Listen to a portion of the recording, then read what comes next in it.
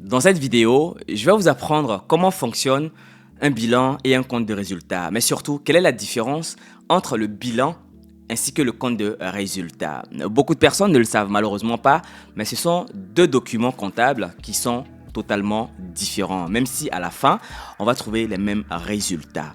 Dans un premier temps, c'est quoi le bilan? Le bilan comptable, c'est le document qui permet de retracer les grandes lignes, les possessions ainsi que les différentes sorties d'une entreprise. Ma foi, les experts en finance, je vais être relativement simple pour que le commun des mortels puisse comprendre ce qu'est le bilan à la fin de cette vidéo. Donc, souffrez du fait que je ne sois pas trop technique lors de mes explications. Le bilan comptable permet de comprendre les différentes possessions, les acquis et les passifs d'une entreprise. C'est quoi les acquis et c'est quoi les passifs en réalité? Le bilan comptable va vous dire que l'entreprise va par exemple détenir tel nombre de clients, tel nombre de biens immobiliers et de biens mobiliers, tel nombre justement d'achats qui ont été réalisés au cours d'une année civile, tel nombre de dépenses qui ont été engrangées au cours de cette même année civile.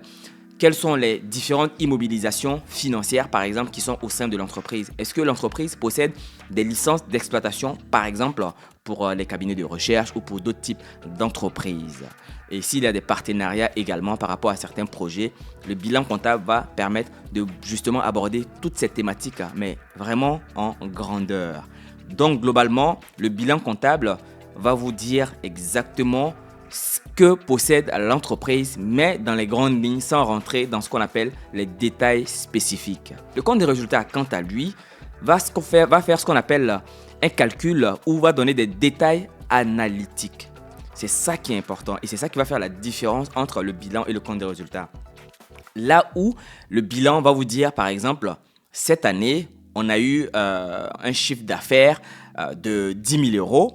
Le compte des résultats va vous dire sur les 10 000 euros, on a tel client qui a permis de faire tel achat jusqu'à ce qu'on ait le détail même du matériel ou des matériaux ou des produits qui ont été achetés. En réalité, sur les 10 000 euros qui ont été réalisés en chiffre d'affaires, le compte des résultats va vous faire une répartition client par client, produit par produit, montant par montant. Voilà ce qu'est la différence fondamentale entre le bilan et le compte des résultats.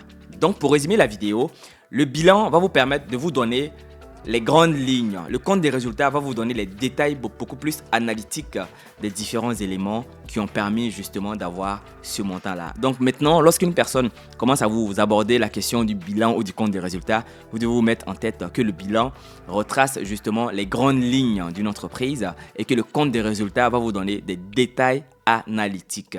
Le compte des résultats est très important parce qu'il permet justement de mesurer la performance de certains produits. Par exemple, j'ai réalisé un chiffre d'affaires de 10 000 euros alors que je vends 5 produits. Peut-être que c'est un seul produit qui m'a permis d'engranger ce chiffre d'affaires-là de 10 000 euros. Donc, l'objectif du compte des résultats, c'est de savoir quel est le produit, par exemple, qui est le plus performant.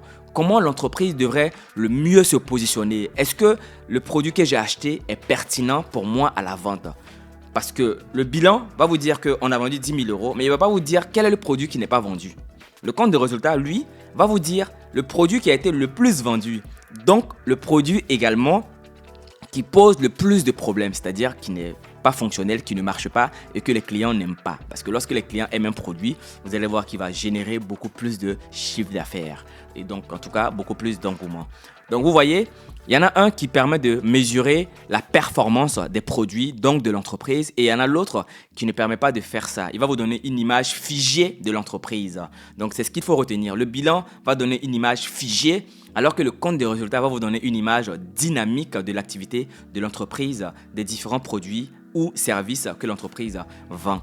Donc, lorsque vous avez une entreprise, aussi petite qu'elle soit, je pense que vous devriez faire des analyses justement analytiques au travers de votre compte des résultats pour avoir des détails les plus fines pour pouvoir améliorer votre façon de vendre et surtout d'abandonner les produits qui ne fonctionnent pas. Car dans toute entreprise, il faut avoir ce qu'on appelle des produits vache à lait, c'est-à-dire des produits qui vous génèrent beaucoup plus de chiffre d'affaires.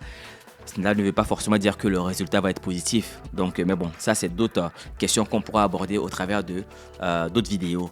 Donc, pour finir la vidéo, retenez ceci. Le bilan comptable permet de donner un résultat figé de l'entreprise, alors que le compte de résultats permet de donner un résultat analytique et dynamique pour permettre de mesurer la performance au sein de l'entreprise.